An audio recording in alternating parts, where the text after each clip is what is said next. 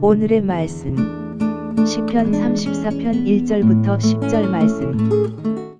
하나님 없이 토요일 주말 아침 이 시간에도 주의 사모함으로 주 앞에 나오게 하시니 감사합니다.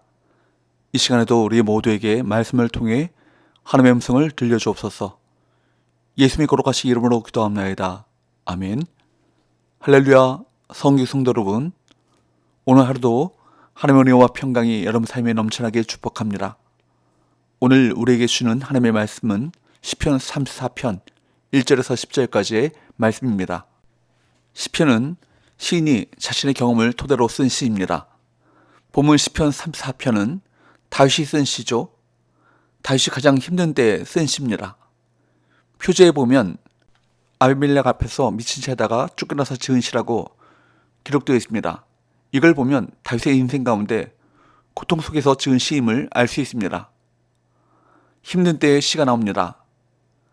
다윗이 쓴 시편은 대부분 다윗이 고통 가운데 있을 때 쓴 시입니다. 다윗은 고통 속에서 하나님의 음성을 들었습니다. 깊은 은혜를 체험했던 것입니다. 1절 내가 여호와를 항상 송축하며 내 입술로 항상 주를 찬양하리이다. 다윗은 하나님을 항상 송축하고 입술로 항상 주를 찬양한다고 고백했습니다. 여기에서 항상이라는 이 단어에 주목해야 할 것입니다. 다윗은 고난 가운데서도 변함없이 하나님을 찬양하겠다고 고백한 것입니다. 이것은 삶의 태도를 의미합니다. 하나님과의 관계가 바를 때 하나님을 찬양할 수 있습니다. 다윗이 하나님을 항상 찬양한다는 것에서 다윗의 신앙 상태가 건강하다는 것을 알 수 있습니다. 다윗은 하나님을 항상 예배하는 예배자였습니다. 다윗은 하나님 앞에서 바른 태도를 가지고 살았던 것입니다. 찬양의 이유가 우리 삶의 환경에 있지 않고 오직 하나님께 있음을 기억해야 합니다. 상황이 힘들고 어려워도 하나님께 시선을 두는 사람은 하나님을 찬양할 수 있습니다. 2절 내 영혼이 여호와를 자랑하리니 곤고한 자들이 이를 듣고 기뻐하리로다. 예배는 하나님을 자랑하는 것입니다. 하나님의 누구신가를 아는 사람은 하나님을 자랑합니다. 예배자에게 있어서 최고의 자랑은 하나님이십니다. 무엇을 자랑하는가? 그걸 보면 그 사람을 알 수 있습니다. 자신의 몸을 자랑하는 사람, 자신이 가진 재산을 자랑하는 사람, 자신의 학력을 자랑하는 사람 등이 있습니다. 자랑하는 것을 보면 그 사람이 어떤 사람인가를 알 수 있습니다. 다윗은 하나님을 자랑했습니다. 하나님을 자랑스러워하는 사람은 예배를 예배답게 드릴 수 있습니다. 하나님을 알수록 하나님을 자랑하는 삶을 살아갑니다. 3절 나와 함께 여호와를 광대하시다 하며 함께 그의 이름을 높이세. 처음에는 혼자 예배드렸습니다. 혼자 하나님을 찬양했습니다. 하나님을 혼자 자랑했습니다. 이제는 다른 사람과 함께 여호와를 광대하시다 하며 하나님의 이름을 높입니다. 이것이 우리가 꿈꾸는 예배입니다.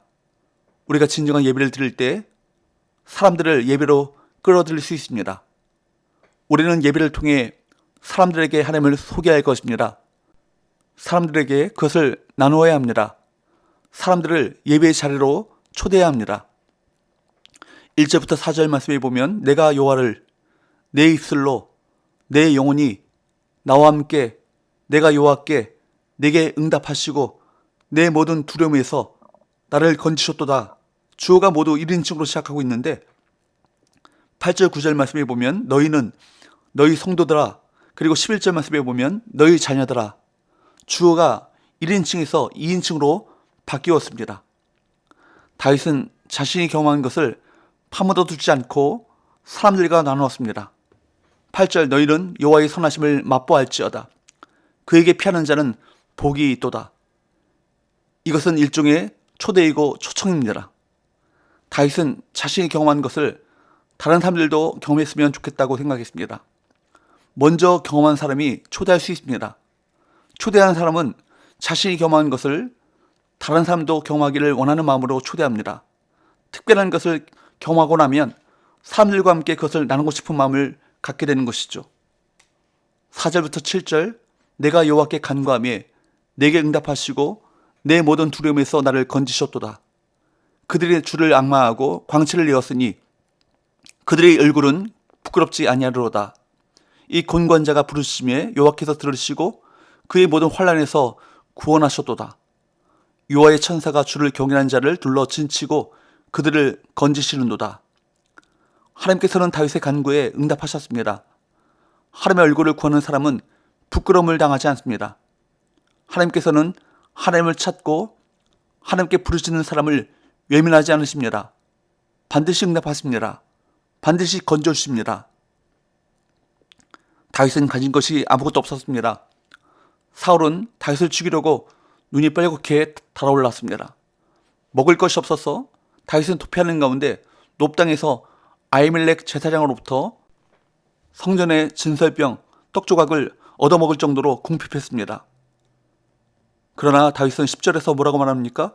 10절 젊은 사자는 궁핍하여 줄일지라도 여호와를 찾는 자는 모든 좋은 것에 부족함이 없으리로다. 젊은 사자는 힘이 왕성합니다. 먹을 것이 부족할 리가 없습니다. 늙은 사자는 힘이 없어 줄일지라도 젊은 사자는 힘이 왕성하여서 원하는 사냥감을 얻을 수 있습니다. 젊은 사자는 공급이 보장된 사람을 의미합니다. 젊은 사자는 굶을 수 없습니다. 그런데 젊은 사자가 굶는다 할지라도 여호와를 찾는 사람은 궁핍하지 않습니다. 공급의 원천이 다르기 때문이죠. 우리가 직장 생활을 하든 사업을 하든 공급의 원천이 하나님이심을 확실하게 믿어야 할 것입니다. 하나님의 공급의 원천이심을 믿는 사람은 태도가 다르죠. 아무리 힘들고 어려워도 신앙의 태도가 흔들려서는 안 될 것입니다. 하나님의 선하심을 붙들어야 할 것입니다. 하나님의 선하신 경륜, 섭리를 믿는 신앙을 가져야 할 것입니다. 삶이 힘들고 어려움이 계속되면 하나님을 의심하게 됩니다. 하나님을 의심하면 모든 것이 뒤틀리죠. 그러나 하나님의 선하심을 맛보아 아는 사람은 다른 것입니다. 어려워도 하나님을 신뢰합니다. 하나님을 맛본 사람은 하나님을 신뢰할 수 있습니다. 우리가 창세기를 묵상하면서 보았던 것처럼 요셉은 불행한 사건을 숱하게 경험했습니다. 바닥을 모른 채 계속해서 떨어지는 인생을 살았습니다. 그러나 그 가운데서도 그가 놓치지 않은 것이 있습니다.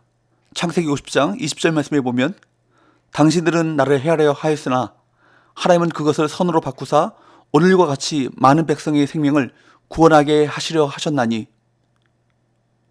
요셉은 하나님의 선하심을 붙들었습니다. 요셉은 하나님의 섭리를 믿었던 사람이었습니다. 하나님의 선하심을 맛본 사람은 어려움이 있어도 하나님을 의심하지 않습니다.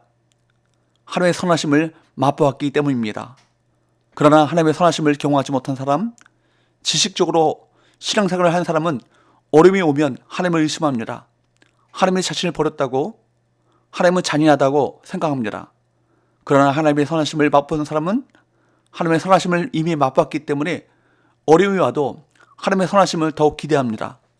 그러므로 어떤 상황 속에서도 하나님을 기대하고 하나님을 경외할 것입니다. 9절 너희 성도들아 여호와를 경외하라. 그를 경외하는 자에게는 부족함이 없도다. 여러분, 우리는 인생을 살아가면서 풍랑을 피할 수 없습니다. 풍랑 앞에서 다른 사람이나 하나님을 향한 원망과 불평은 어떤 유익도 주지 못하고 도리어 우리 영혼을 병들게 합니다. 하지만 생사화복을 주관하시는 선하신 하나님을 믿고 바라보고 그분을 경외하고 순종한다면 우리는 고난을 통해 선하신 하나님을 더욱 깊이 있게 경험했다는 아름다운 간증을 남기게 될 것입니다. 그 아름다운 간증이 곤관 가운데 있는 이들, 소망 없이 살아가는 이들에게 소망을 품을 수 있는 일을 주게 될 것입니다. 기도합시다.